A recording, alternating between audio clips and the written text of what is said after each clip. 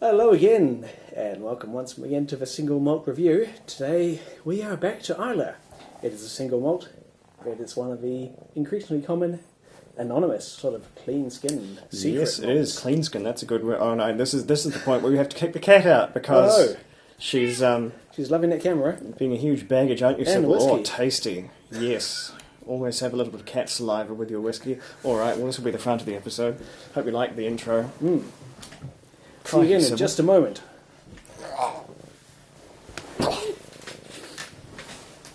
Alright, Sybil, up we go. I'll leave things in.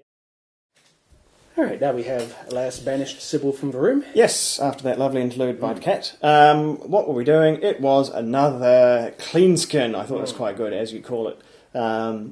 Islay whiskey seems to be pretty popular of late. This one by the people over at Elixir Distillers, or Elixir Distillery, I forget exactly which one it is. I think they've recently renamed because it's not what I thought they were called. But they're the people that brought us the peat cask strength one. The elements which of was rather Islay good. series in general. So. Not a bad wee bottling company over there. But anyway, this is as I said a Islay malt, single malt, 8 years old. Good that it was going to give us the year this time. That's sort of what the last couple of ones, where I think we did the Finlagan cask strength and another cask strength, which the name entirely escapes me, but never mind. Neither of those were game to give an age statement. This has, and that's quite good. I quite like that. So we will dive straight in. Get this few remnant hairs off the lid there, and see what we've got. Lovely smoked glass bottle, which means to me often what is inside is usually not coloured, and the colour of this practically translucent whiskey would tend to support that. Yeah. This is folks the colour of honesty. Most blends and things, they're sort of this whiskey colour, the lovely amber gold colour, which they'll usually go on and on about the significance of the back. This is 8 years old whiskey. It's significantly older than a lot of cheap blends, and this, folks, is what it looks like. It's 45.8% as well. An odd number. It means it's not weak either. This is a hearty strength. It's still that very pale colour you get from I usually associate this sort of hue with first fill bourbon. Port Askaig, just as an aside, is one of the two major ports into Islay where most people sort of get off the ferry. The other one being Port Ellen, the more famous one. But since there's no distillery at Port Askaig, they felt comfortable using it. Well, I think as it was name more for the their case bottle. that Brooklady kind of poached Port Ellen for its... no, it's Port Charlotte, isn't it? Well, there's an old and very famous, and still a tiny little bit in circulation, distillery, formerly Port Ellen, so they're probably a bit dicey calling your whiskey that these days. Port Askaig untaken, so there they go. So, as we have established, that could be a glass of Sauvignon Blanc, so we'll say boldly uncoloured.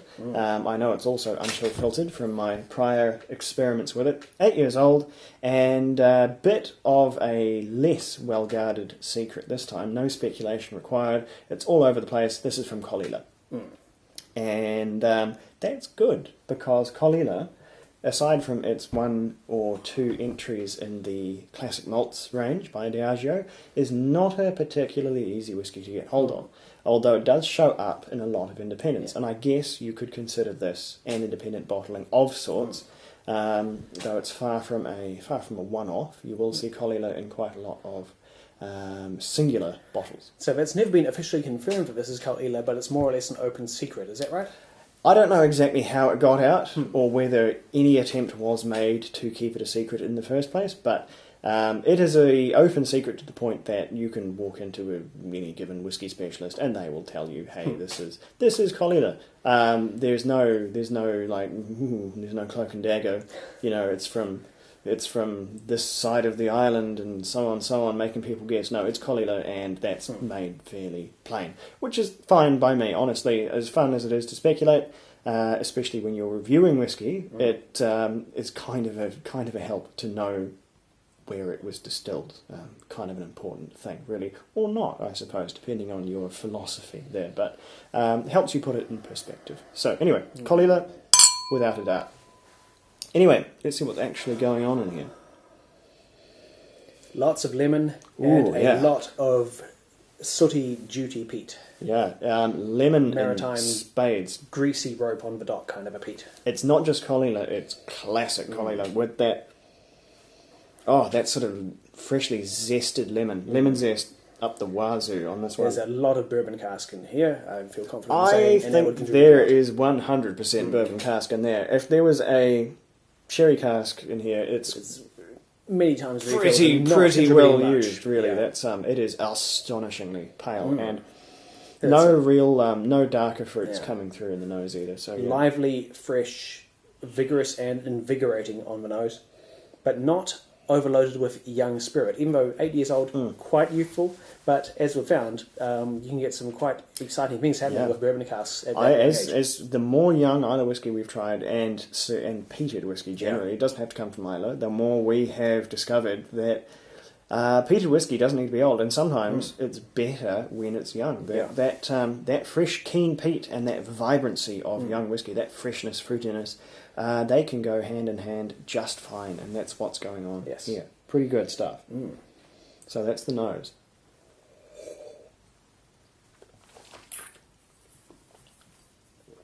Oh, and similarly lively on the palate. That lemon zest just keeps riding on through the senses, and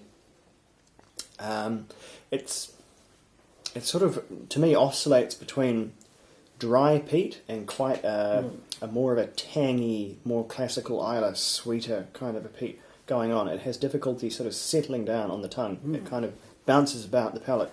Yeah, it starts off for me as a big, hot, peppery prickle, followed immediately by the peat, but then a very strong, sharp hit of lemon, softening into like lemon meringue pie and pineapple, and finishing off with a very, very woody finish. Not in a bad way, just a strong flavour of just straight up sappy wood with a nice layer of wood smoke atop it.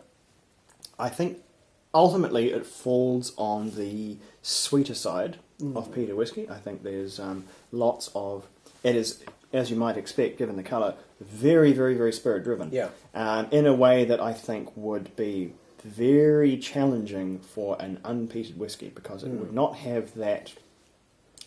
it would not have that leg to stand on. This would be a bit flimsy if it was unpeated. It would be a very, very dire... Well, not a dire prospect. It would be a very particular prospect. Was it an unpeated flash whiskey? in the pan, and you'd have to struggle to really find depth to it. But in this way, I think it's absolutely perfectly balanced, the sweetness with the peatiness. They're both just right. They're both quite strong and clear, and they're harmonising really well.